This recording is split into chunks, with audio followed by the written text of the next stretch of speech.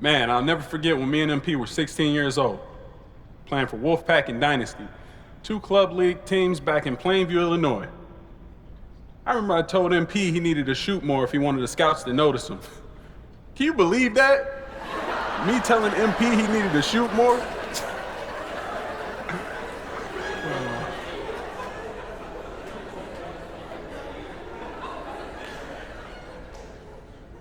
I thought he was afraid to be the man. But the truth is, he was mature, wise beyond his years. Winning, he said. Winning is what they notice. Even as a kid, his instincts were spot on. There's no shortcuts to greatness.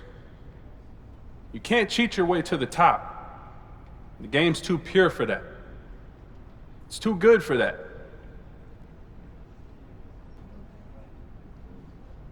Every generation has its GOAT.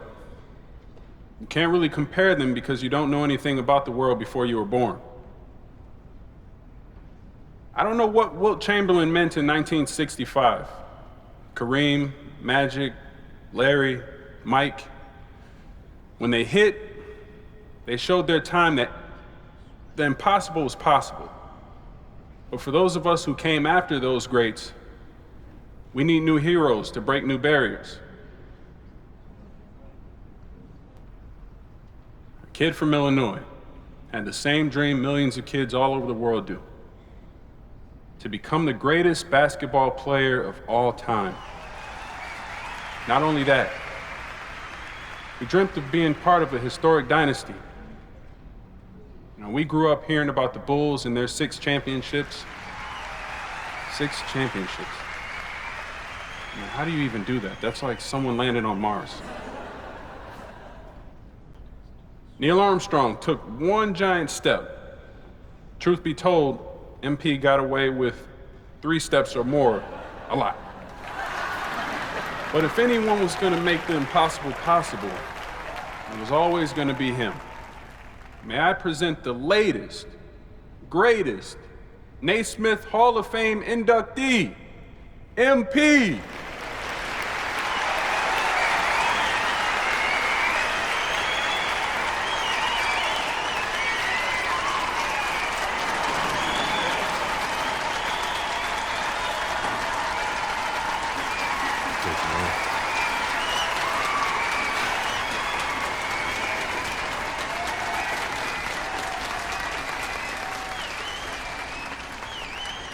Wow. As much as my life today will be unimaginable to the kid back in Plainview, the one constant has always been Patrick. He shot too much then and he talks too much now.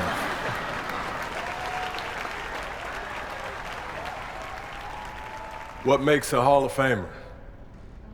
It's not any one thing, and it's not the same thing for any 2 players. But there are 2 qualities shared by every Hall of Famer: what we bring as individuals and what we bring to our teams. As an individual, I brought a couple things to the table. I broke the unbreakable record, Wilt Chamberlain's 100-point game.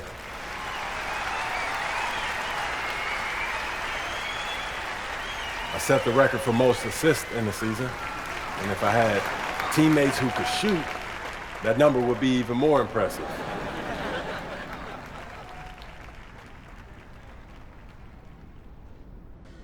One record I'm especially proud of is having made more threes in a season than anyone else.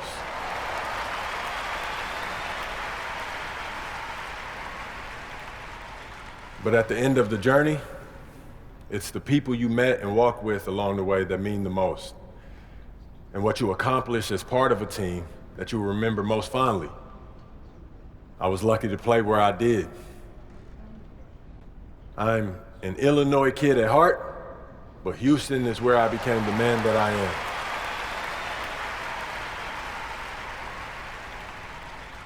The things we accomplished,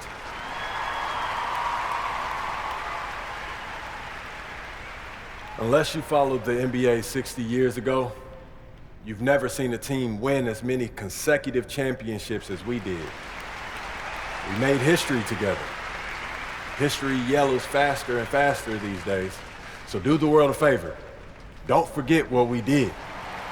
There's a reason nobody wins more than 3 years in a row. The irony of every title you win is it stacks the odds against you winning the one next year.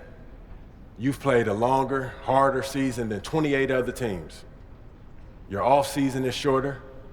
The following season, everybody wants to bring their A game when they play you, but we're up for the challenge again and again and again.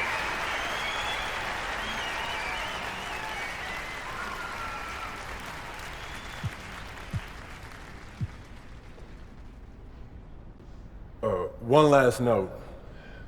I wouldn't be here today without Coach Tucker. Where are you at, Coach? There he is.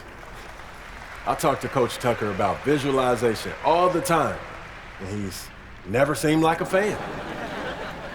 I bet him years ago that if we ever found ourselves here, him watching me inducted into the Hall of Fame, he would give it a shot. So, Coach Tucker, close your eyes.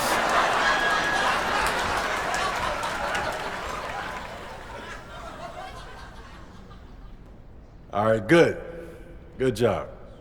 Now I want you to visualize yourself, visualizing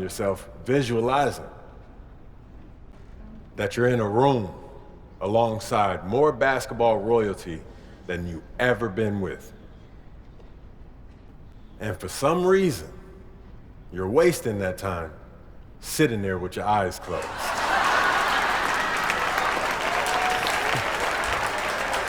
Thank you.